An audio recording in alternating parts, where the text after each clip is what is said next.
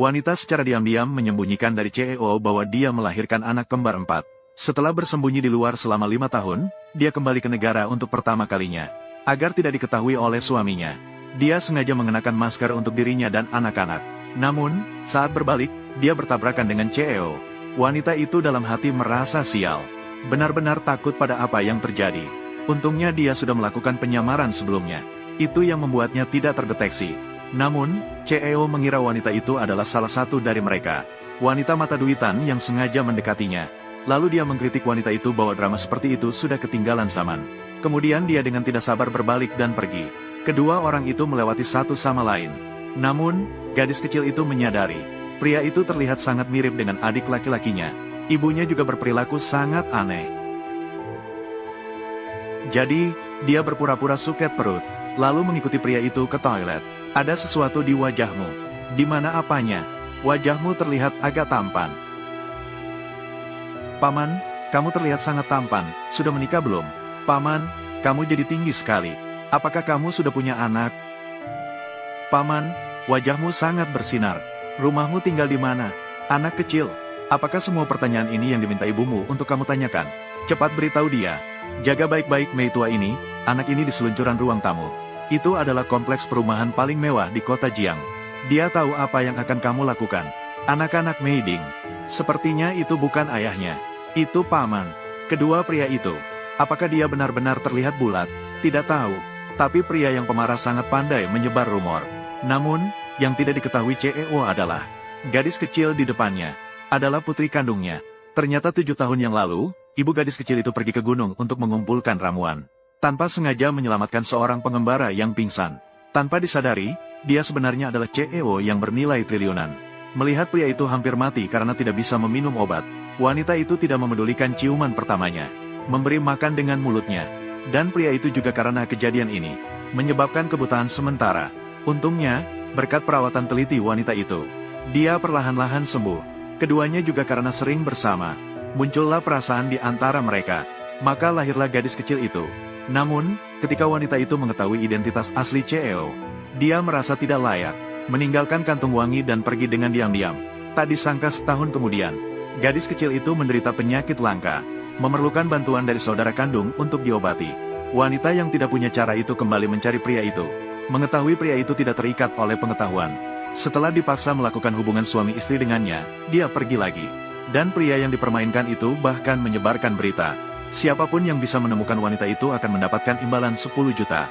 10 bulan kemudian, wanita itu ternyata melahirkan anak kembar. Untuk menyelamatkan gadis kecil itu, terpaksa membawa kakaknya ke luar negeri. Meninggalkan adik laki-laki untuk dijaga oleh pengasuh di rumah. Tapi tidak disangka, pengasuh itu demi uang. Diam-diam memberitahu CEO tentang keadaan adik laki-laki. Nona kecil, jangan salahkan saya. Saya juga sangat membutuhkan uang. Terpaksa, anak, tidak sama dengan yang lain. Tuan Qin. Apakah ada kabar tentang Paman Puang? Nyonya muda telah pergi ke luar negeri. Tapi kami mendapat informasi. Dia melahirkan seorang putra untuk Anda 3 bulan yang lalu. Tinggal di dalam negeri dan dipercayakan kepada pengasuh, Ibu Zhang untuk merawatnya. Meninggalkan putranya dan menghabiskan waktu bahagia seperti seorang anak. Dia tentu saja tidak mau. Ning Kuan, membawa anak-anak kembali secara diam-diam. Jangan biarkan Puang Ge tahu. Tak terasa 5 tahun telah berlalu. Wanita ini kembali kali ini untuk mencari putra kecilnya yang hilang selama bertahun-tahun. Tak disangka, begitu keluar dari bandara, dia langsung bertemu suaminya yang datang untuk menjemput klien di bandara. Maka terjadilah adegan di awal cerita. Gadis kecil itu juga sangat penasaran untuk memastikan apakah pria itu adalah ayahnya. Dia pun meminta ibunya pergi ke alamat pria itu untuk mencari rumah sewa. Namun, begitu sampai di rumah, kedua saudara itu tidak sabar. Aku mengeluarkan ponselku dan mulai memainkan King of Glory. Tak disangka, mereka malah bertemu dengan adik laki-laki mereka yang lain. Ah, saya hilang. Apakah kamu memancing teman satu tim? Apa yang akan kamu katakan pada teman satu tim? Apa aku hanya bermain jelek sedikit? Tiba-tiba berani memarahiku. Koki kecil, kakak perempuan dibuli. Lalu kenapa kamu tidak melaporkannya? Kenapa kamu menggigitku? Apa gunanya menggigitku? Aku bukan polisi. Yaitu masuk akal. Alasan melapor. Memarahi rekan satu tim. Hei juru masak kecil, kamu mau kemana? Melihatmu terlalu kasihan. Memarahi rekan satu tim. Sudah ditangkap. Pemula, sudah habis kan? Nenekku tinggal di Ming City, Huating 2601. Jika berani, datang dan hajar aku melalui internet. Anak laki-laki yang dilaporkan itu sangat marah. Ternyata orang yang melaporkannya tinggal di bawah rumah sendiri. Maka dia bersiap untuk memberi pelajaran.